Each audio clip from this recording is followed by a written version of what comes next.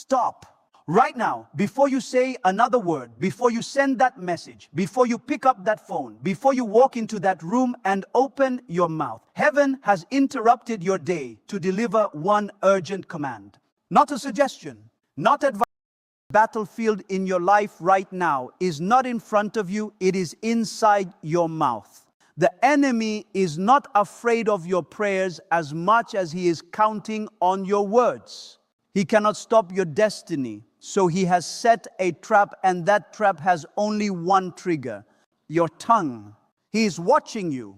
He has studied you. He knows exactly what makes you react. He knows which person irritates you. He knows which situation breaks you. He knows which conversation drains you. And right now, at this very moment, he is engineering a provocation designed specifically for you. Because if he can get chosen one, this is not the time to talk. I want you to understand something today that most people sitting in church pews have completely missed. Something that religion never taught you. Something that nobody stood up behind a pulpit and told you with the urgency it deserves. And it is this: your silence is not you giving up. Your silence is not you backing down. Your silence is not weakness dressed in spiritual clothing. No, your silence is one of the most powerful weapons heaven ever placed inside a human being. And the enemy has spent years convincing you otherwise, because he is terrified of what happens when you finally learn how to use it. Think about this carefully. When a soldier goes into enemy territory, he does not announce himself. He does not shout his location. He does not make noise. He moves did to you. Most of the damage came from what you said in the wrong moment to the wrong person at the wrong time. You spoke when you should have been still. You reacted when you should have remained calm. You explained yourself when God was already fighting for you. You gave information to people who used it against you. You complained in the middle of a miracle. And the enemy did not have to lift a single finger. Your own tongue did his work for him. This is why warfare is verbal before it is physical. This is why the first thing the enemy attacks is not your finances, not your health, not your relationships. It is your peace. Because when your peace is disturbed, your mouth opens. And when your mouth opens at the wrong time, your destiny is exposed to things it was never meant to face in this season. I need you to feel the weight of what I am saying. The devil is not powerful enough to stop what God is building in your life. He has tried and he has failed. The doors God opened for you, no demon in hell has the authority to close. The blessing God signed your name on cannot be cancelled by any.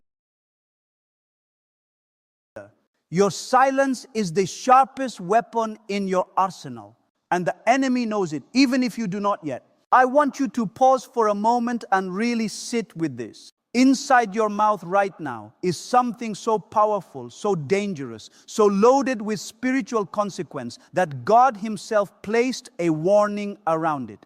Not offense, not a suggestion, a warning. Because what lives behind your lips is not just sound. It is not just noise. It is not just communication. What lives behind your lips is the power to build or burn everything God has been carefully constructing in your life. Your tongue holds your destiny. And until you understand that with every cell in your body, you will keep treating your words like they are cheap, and they are not cheap. They never were. Proverbs 18:21 does not whisper this. It declares it boldly. Life and death are in the power of the tongue. Not some life, not partial death, life and death. The full weight of both extremes sitting in one place, your mouth. That means every morning you wake up, you are holding something in your hands that can either open heaven over your situation or invite destruction into your season. And most people are walking around completely unaware of the loaded weapon they are carrying in their own mouth every single day. Think about the moments in your own life. Think about the times you spoke in anger and relationships cracked that took years to repair. Think about the times you confessed fear out loud and watched that fear the atmosphere around your own promise. This is why God is so urgent about your speech right now. This is not a general teaching for another time. This is a now word because you are too close. The next chapter of your life is too near. The promise is too real.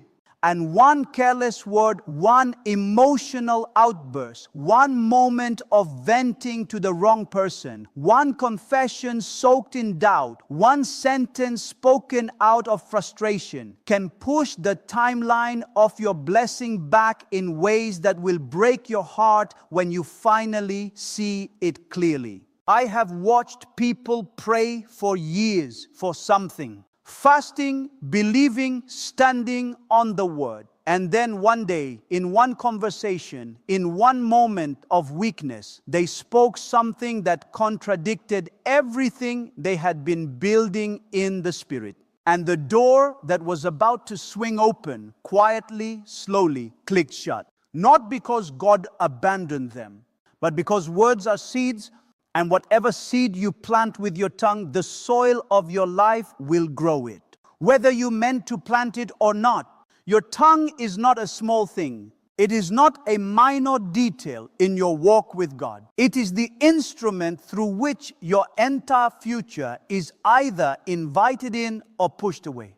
Guard it like your life depends on it, because spiritually it absolutely does. I need you to hear this today like you have never heard anything before. I need this to land in your spirit so deeply that it changes the way you respond to everything around you from this moment forward. Because what I am about to tell you is not theory. It is not theology dressed up in nice language. It is the actual strategy the enemy is running against your life right now. And once you see it, you cannot unsee it. The devil is not trying to destroy you with tragedy. He is not coming at you with catastrophe. He's coming at you with provocation. He's trying to use your own mouth against you. And it is working on more believers than any of us want to admit. Here is how the trap works. The enemy studies you. He watches you. He has observed your life long enough to build a profile on you that is more detailed than you realize. He knows what breaks your patience. He knows which person's name makes your blood pressure rise. He knows which topic pulls you out of your peace in seconds. He knows which situation makes you feel so misunderstood, so frustrated, so cornered that keeping quiet feels impossible. And with that knowledge, he does not attack you. He simply arranges the trigger and steps back.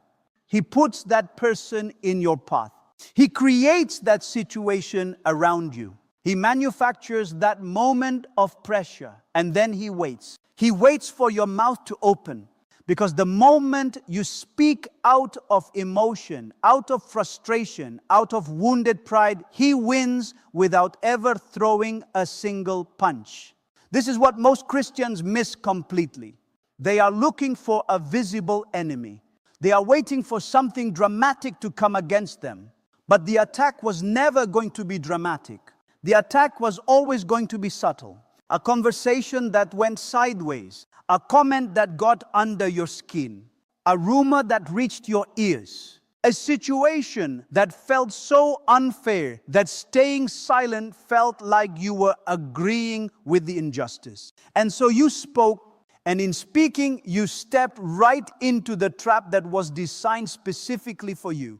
Think about Jesus standing before Pilate. Every accusation being thrown at him was false. Every word spoken against him was a lie. And he had all the authority in heaven and earth to correct every single one of them.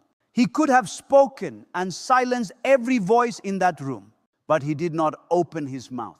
Not because he had nothing to say, but because he understood something so profoundly spiritual that speaking in that moment would have cost him everything. His silence was not helplessness. His silence was mastery over the very trap the enemy had constructed. And his silence walked him straight into the resurrection. Now look at your own life. Look at the arguments you entered that left you emotionally drained for days. Look at the conversations you had with people who were never going to understand you, no matter how clearly you explained yourself. Look at the times you defended yourself to people who had already decided what they believed about you. What did all that talking cost you? What did all that explaining, all that reacting, all that emotional energy poured into the wrong battles, what did it actually produce? Nothing. Because those battles were never assigned to you by God. They were assigned to you by the enemy. And he used your own voice to keep you busy, keep you distracted, keep you drained, and keep you delayed. This is the season where you must recognize the provocation before you respond to it. When that person says something designed to pull a reaction out of you, that is a trap. When that situation feels so urgently unfair that you feel you must say something right now, that is a trap. When your emotions are screaming at you to defend yourself, explain yourself, justify yourself, that is a trap. And the most powerful thing you can do in that moment is exactly what the enemy never saw coming. Close your mouth. Stay still. Let God handle it. Because the moment you stop reacting, the trap loses all of its power. The enemy built the entire strategy around your response. And when the response never comes, the strategy